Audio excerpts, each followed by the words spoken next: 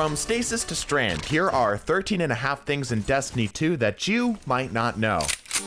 We know Stasis is getting a buff in a future patch, so this got me thinking about some of the finer details of this slowing subclass. Did you know that if a target is close enough to a wall, and said wall is thin enough, you can slow a target through that wall? Well, alright, maybe you did know that because of its jank hitboxes sticking through cover and such. Well then, I guarantee you that you did not know that stasis crystal explosions do not care about cover. In fact, as long as the enemy is within what would be its detonation and damage radius, it will damage them, regardless of wall thickness and line of sight. Take a look.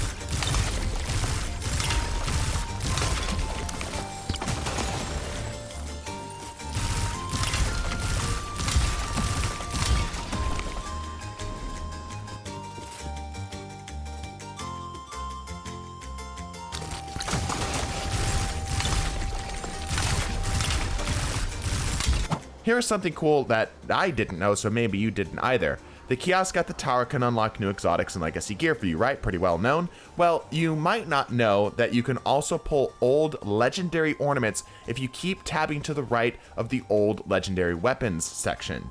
It allows you to finally complete that collection or get that ornament you maybe didn't get a while back. It's kind of neat. Here's a quick one. You might have noticed from time to time that when you die in the Crucible and the game can't figure out exactly what kills you, it just says generically auto rifle or hand cannon or whatever the class of weapon was. Well, I was killed during a live stream, Tuesdays and Saturdays at 12 p.m. Pacific on YouTube, by the way, when I noticed a generic death message for a choice rifle is just simply laser beam. Thank you, Bungie. Very cool. I can't believe I just figured this out. You probably know that tethering a well negates the well and makes it for an easy cleanup and punish. But did you know that you can shoot the well sword itself to deal damage to all targets inside, just like it was a tethered person?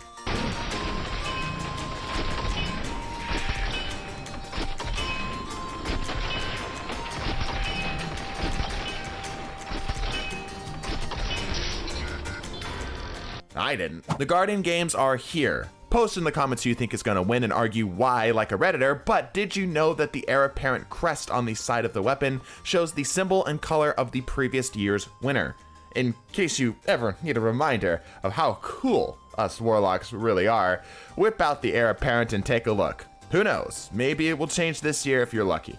You might have seen this one on Twitter, but with the new free throw emote still available if you're catching this the day of release, you can animation cancel with other holographic projection emotes to create some truly hilarious results. Here are a few of them.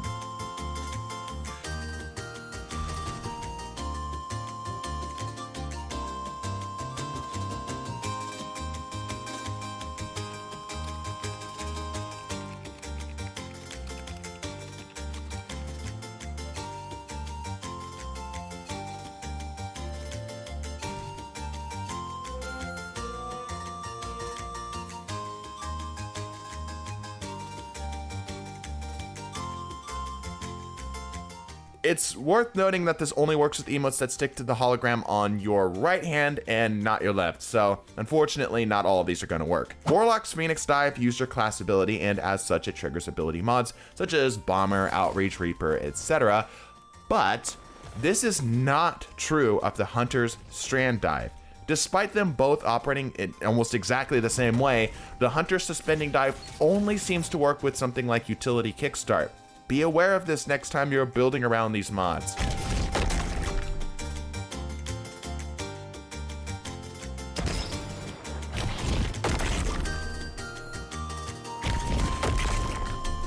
Supremacy is here, and so are crest-specific tech. Here is one in particular that I found interesting. Crests seem to have a sort of collision because, just like other world objects, you can actually grapple onto them.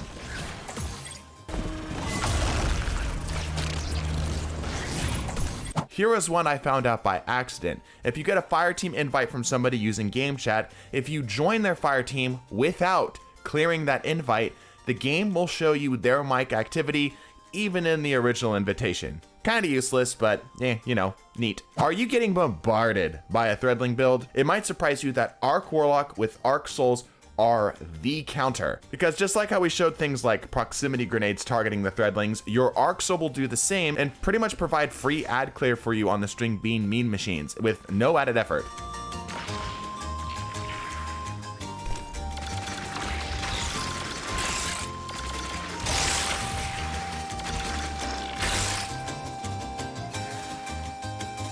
Which is pretty handy if you ask me. Did you know that Strand tangles can lag?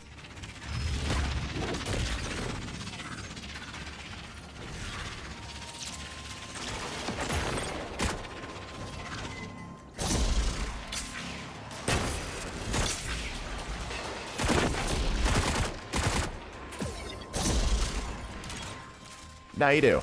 Despite what it may seem, all weapons fire from your eye level. This is mostly unnoticeable for most weapons and most situations, but for a projectile weapon like the Osteostriga, this mismatch between barrel and eye level is really noticeable.